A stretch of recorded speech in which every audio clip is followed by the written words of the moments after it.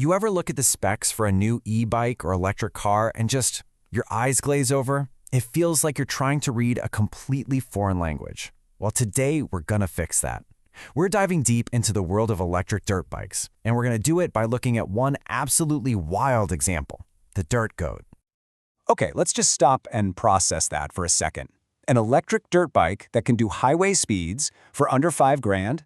I mean, that's a pretty bold claim, right? It immediately makes you think, wait, how is that even possible? And how do you even measure that kind of power?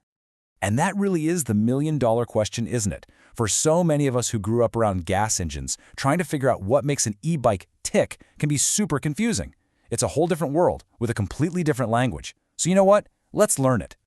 To really get this, we've got to kind of move past the terms we've known our whole lives. We need to embrace this new vocabulary of electric power. So forget about cc's for a minute. We are entering the land of volts and watts. Exactly. You know, when we look at a gas bike, we're thinking in horsepower or cc's to get a feel for what it can do. But the electric world throws all these new numbers at us. The good news is, if you can just grasp 3 basic terms, you can pretty much decode any e-bike on the market. So let's do it. Let's break down those 3 crucial numbers. I promise, once you get these, the spec sheet on any electric motorcycle is going to start making a whole lot more sense. First up, voltage, or V. Think of this as just raw electrical muscle. It's how much power the battery can shove out at any given moment. To put it in perspective, your car battery is usually 12 volts, and a pretty powerful cordless drill might be 18 or 20. The main thing to remember here is that higher voltage usually translates directly to a higher top speed. Next up, we've got amp hours, or Ah. And this one's super easy. It's the size of your gas tank. That's it. More amp hours means the battery stores more energy, which means you get more range. Simple as that. It's all about how long you can ride before you gotta plug it in. And finally, wattage, or W. Now this is the one that connects it all back to what we already know and understand. While volts and amp hours are all about the battery, watts are about the motor itself. This number is the most direct parallel to good old-fashioned horsepower. And here it is. Here's the magic number that ties it all together. 1 horsepower is pretty much equal to 745 watts. So from now on, when you see a motor's wattage, you can do some quick math in your head and translate that right back into the horsepower you're used to.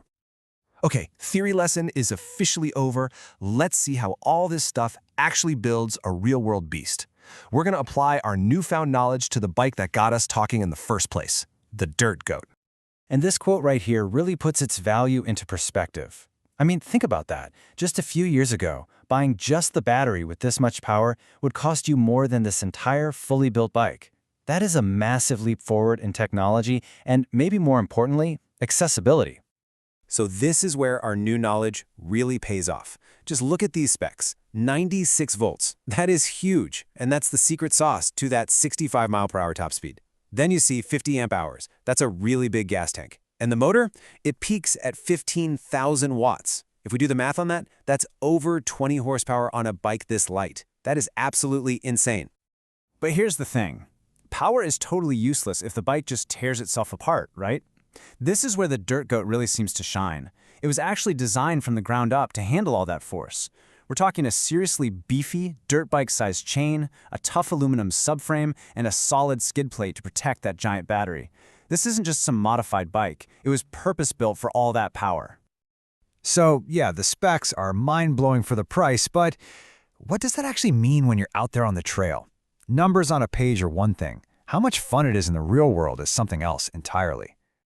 And that's the big question, right? It's pretty clear this isn't a street bike for your daily commute. Its whole purpose is way more specific. This thing is built to absolutely excel in a very particular kind of environment. And this is such a critical point to understand about almost any electric vehicle. Their biggest weakness? Holding a constant, high speed on a flat road. That just drains the battery like crazy. It's the least efficient way to use it. Where they're amazing is in stop-and-go, varied speed situations. You know, exactly like trail riding. And that's why you should basically ignore the advertised range and miles. When you use this bike for what it was actually made for, ripping around trails, with quick bursts of speed and lots of coasting, its endurance isn't measured in miles. It's measured in hours of pure fun. It just keeps on going. So what you end up with is this bike that perfectly bridges the gap between a light, nimble mountain bike and a powerful dirt bike. It's lightweight, it's agile, and maybe one of the coolest parts is that it's extremely quiet. I mean, imagine exploring the woods without the roar of an engine, just the sound of the tires rolling over the dirt.